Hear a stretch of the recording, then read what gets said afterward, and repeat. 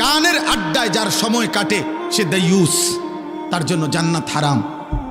ইমাম আহমদ ইবনে হাম্বল রাহমাতুল্লাহ বলছেন, আল গিনা ইউমবিতুল নিফাকা ফিল কলব, যে গানের অভ্যস্ত তার কলিজার মধ্যে ধীরে ধীরে ঈমান সরে গিয়ে মুনাফিকি তৈরি হয়।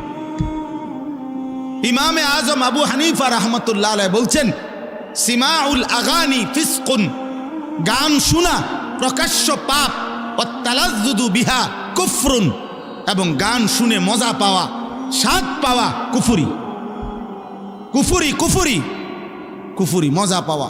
এই যেমন তাল মারে, হাত লাড়ে, পাও লড়ে, শরীর নাড়ে, বাড়ি দেয়,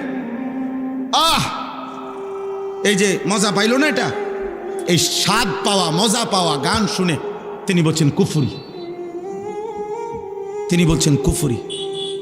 হ্যাঁ,